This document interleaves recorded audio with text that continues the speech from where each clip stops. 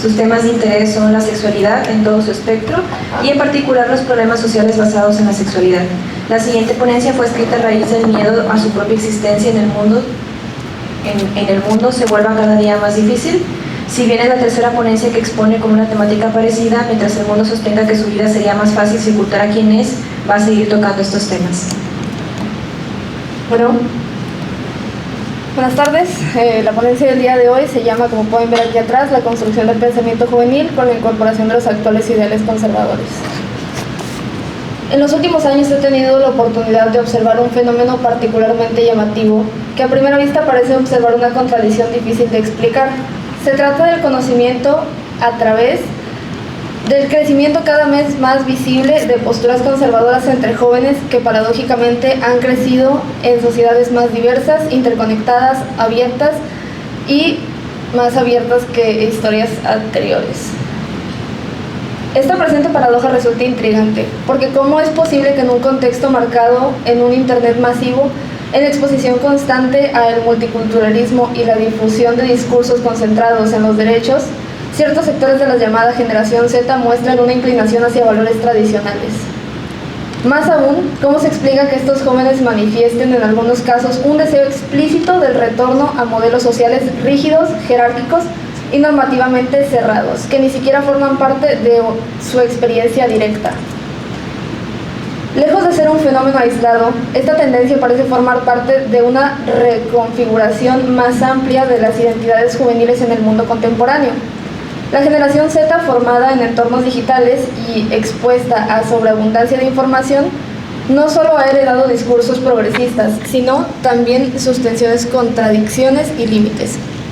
En este sentido, el aparente giro hacia el conservadurismo podría interpretarse no únicamente como un rechazo a la modernidad cultural, sino también como una reacción frente a la incertidumbre, la saturación informativa y la percepción de falta de estabilidad en una estructura social actual. Así, más que una simple regresión ideológica, este fenómeno invita a reflexionar sobre las condiciones sociales actuales y tecnológicas que configuran las nuevas formas de pensamiento político de los jóvenes. Entenderlo implica ir más allá del sobrepensar inicial y preguntarse por los factores que hacen posible que incluso en contextos de apertura resurjan con fuerza imaginarios asociados al orden, la contradicción y las jerarquías. Comprender estos fenómenos exige una mirada filosófica y social aún más profunda, no solo de opinión. Necesitamos algo capaz de iluminar no solo las motivaciones individuales de ellos, sino los procesos culturales que opinan bajo la superficie de este iceberg, ya que como sociedad no podemos dejar que esta clase de discursos discriminatorios sigan moldeando nuestra cosmovisión de las figuras generacionales. Para entender este resurgimiento conservador me voy a estar apoyando de diferentes teorías que mencionaré a lo largo del texto, iniciando con la teoría de Carl Mayhem, quien afirma en su libro de Ideología y Utopía que los movimientos conservadores surgen como reacciones culturales cuando un orden social previamente estable se ve amenazado. En tiempos de cambio acelerado, la sensación de pérdida simbólica activa un deseo de retorno, y así para muchos jóvenes, el presente aparece como incierto, fragmentado, demasiado rápido, y el pasado, aunque es idealizado, se convierte en un punto de estabilidad. Mayhem describe este impulso como la búsqueda de un punto firme de referencia. En momentos de transición, lo que se adapta sorprendentemente bien a un clima de cultural actual. Abro cita. En tiempos de transición, el sujeto experimenta una pérdida de orientación que lo lleva a buscar en el pasado un punto firme de referencia.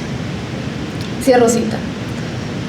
Todo esto explicaría que los movimientos conservadores no son simplemente tradiciones estéticas, sino reacciones activas frente a las transformaciones sociales rápidas cuando una sociedad cambia de manera intensa, ya sea formas de género nuevas identidades, cambios en la economía, se generan miedos, incertidumbre y una sensación de pérdida. Ahí aparece una reacción conservadora como intento de restaurar el orden previo estable. Los jóvenes pueden volverse conservadores cuando perciben que el orden social anterior ofrecía más seguridad, claridad moral y roles más definidos. Esto nos ayuda a justificar la idea de que la juventud conservadora no surge por ignorancia, como muchos podrían pensar, sino por una búsqueda de estabilidad identitaria en tiempos más diversos.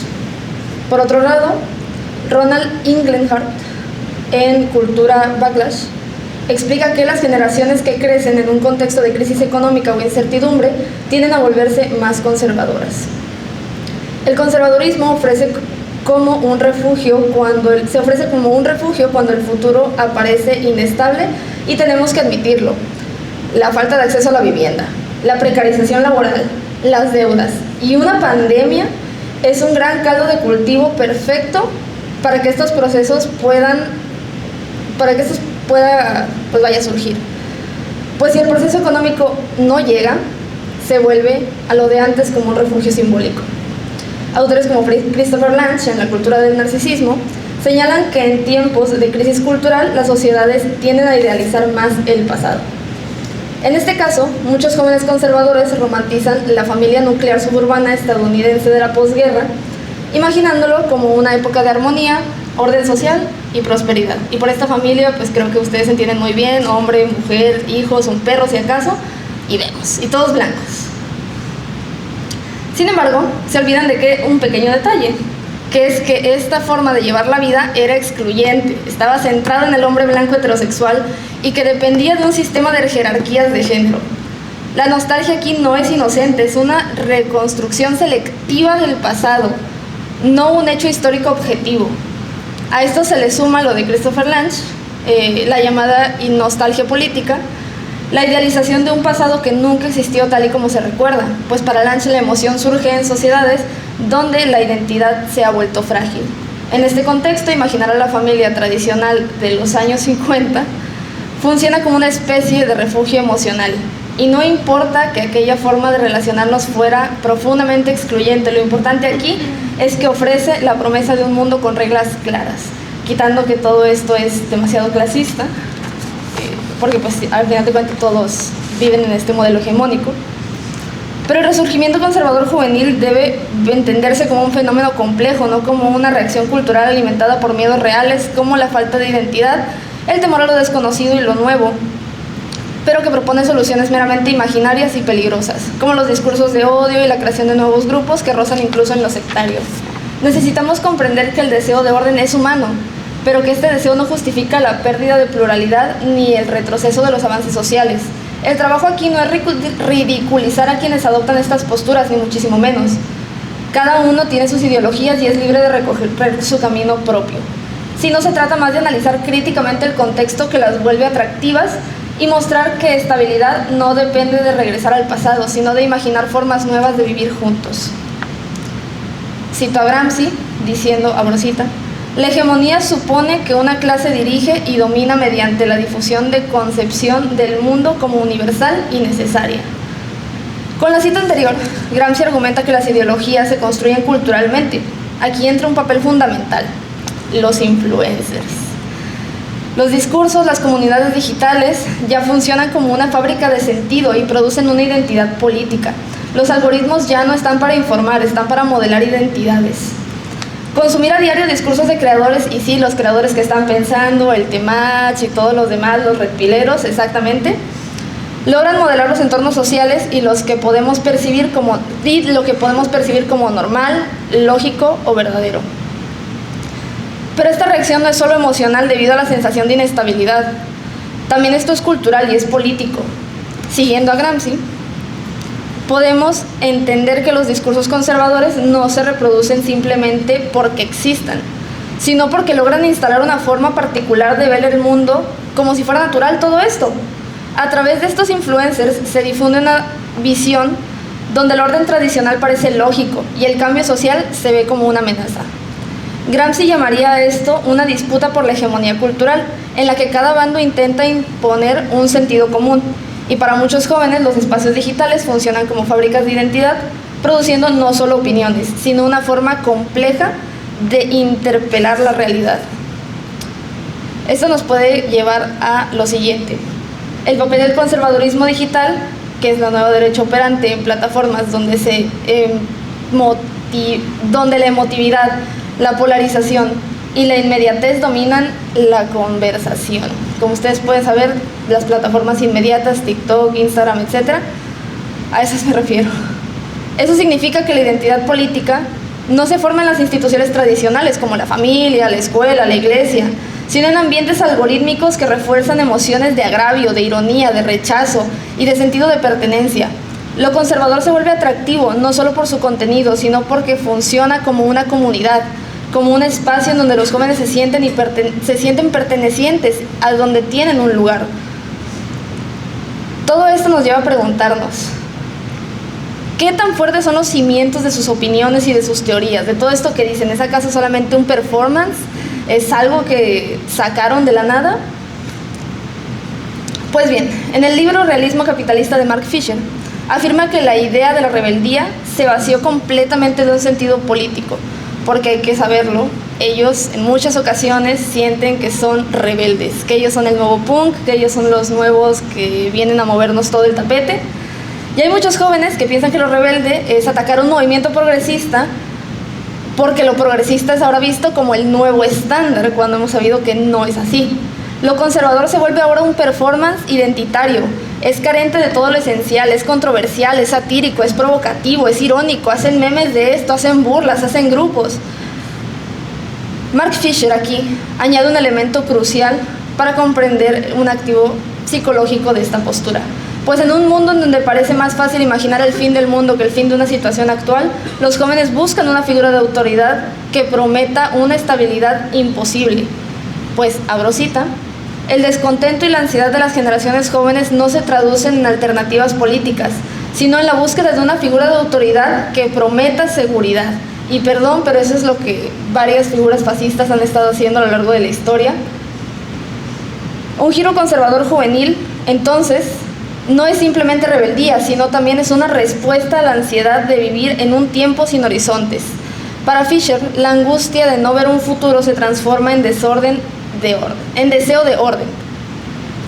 En este vacío, los discursos que prometen regresar a lo que funcionaba se vuelven seductoramente simples. Mujer, vagina, hombre, pene y simple. Eso explica, aquí está. Y todo esto lo anterior explica por qué ellos están hablando directamente con ironías, una vez más, utilizan memes, se ven como antifrágiles, es humor negro, etc. Desde esta estructura conceptual se vuelve posible articular un argumento central. Primero, los cambios culturales acelerados generan incertidumbre y una sensación de pérdida. Esto hace atractivo cualquier discurso que ofrezca una estabilidad. El algoritmo y las comunidades digitales amplifican voces conservadoras que enmarcan el pasado como una época de orden, y es así como la nostalgia de este orden idealizado genera un deseo de restaurar las jerarquías sociales que antes parecían naturales o inevitables. Muchos ejemplos ilustran este proceso, la influencia de figuras conservadoras como Elon Musk en muchos jóvenes que buscan referentes de autoridad, el uso de memes irónicos para ridiculizar las causas feministas o lo LGBT, y la formación de comunidades digitales que promueven mover a los valores tradicionales y todo esto de la Red Pill. Esos espacios no solo difunden ideas, sino que ofrecen identidad de pertenencia y un relato coherente del mundo. No obstante, este fenómeno también presenta contraargumentos, pues algunos jóvenes sostienen que el progresismo ha censurado la libertad de expresión, por si alguien estaba pensando en esto, o que los valores tradicionales garantizan una estabilidad familiar, pues otros afirman que ser anti-woke es una forma de legítima rebeldía, como ya lo había mencionado. Pero los contraejemplos demuestran los límites de las afirmaciones, pues la diversidad y los derechos civiles no destruyen la sociedad, sino que la fortalecen. La estabilidad no depende de un modelo de familia tradicional, y que la superrebeldía anti-woke a menudo reproduce estructuras de exclusión más que incluso cuestionarlas. En este sentido, la teoría no solo describe el fenómeno, sino que es útil para proporcionar herramientas para analizar no solo lo que se creen de estos jóvenes, sino por qué lo creen y cómo se articulan culturalmente sus creencias. Esto nos permite ver que en el resurgimiento conservador juvenil no es un fenómeno aislado, sino un síntoma de un conflicto más amplio entre el cambio, la estabilidad, la pluralidad, la jerarquía, el futuro incierto y un pasado idealizado. Podemos intentar entender que la nueva juventud conservadora como un intento de recuperar la seguridad simbólica en un mundo que percibe todo como incierto. Sin embargo, esta reacción implica riesgos éticos enormes, como el restituir jerarquías que excluyen a los grandes sectores de la sociedad bajo la ilusión de que en el pasado fue mejor. Este análisis nos permite ver que, Aunque la necesidad de tenerlo todo bajo control es comprensible, no puede servir como fundamento para justificar un retroceso democrático ni para reinstalar un sistema social que ya fue abolido en un pasado. El reto ahora consiste en ofrecer alternativas que respondan a la necesidad de estabilidad sin sacrificar la pluralidad y la justicia social. Esos autores me permiten ver que el fenómeno no es casual ni superficial. No se trata de jóvenes que misteriosamente se volvieron de derecha, sino de un proceso cultural profundo que mezcla miedo, identidad, internet, crisis económica y la búsqueda de un sentido. La reacción conservadora juvenil no es una anomalía, es un síntoma de un mundo donde las estrategias simbólicas se han vuelto inestables, donde el pasado se ofrece como una solución imaginaria a la certidumbre contemporánea. Y aún después de todo esto, puedo sostener que la melancolía por el pasado de los conservadores no solo idealiza un pasado inexistente, sino que restaura jerarquías que históricamente ya se han excluido una y otra vez, como las mujeres, las personas racializadas y las disidencias sexuales. El deseo de orden, cuando se canaliza a través de estos modelos, termina justificando desigualdades, ya que recordemos que el fascismo, en esta teoría, se nutre por la melancolía jovial. Y aquí es donde surgen varias preguntas, como qué significa buscar seguridad en un modelo que depende de la subordinación de otros. Y si es acaso que nosotros como filósofos podemos actuar, y puede una sociedad democrática sostenerse si una parte de su juventud considera deseable reinstalar un orden jerárquico basado en la exclusión. Muchas gracias.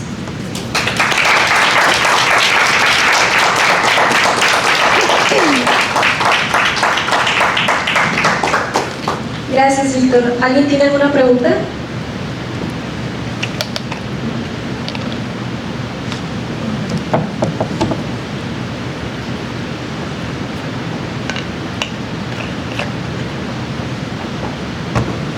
Hola, Víctor. Muchas gracias por tu ponencia. Hola. Perdón, me fue en blanco la mente. Creo que me gustó mucho lo que dijiste de que no es algo que se tiene que tomar a la ligera como este giro conservador y tampoco se trata de como de nada más de que un día entró un niño a internet y le gustó eso.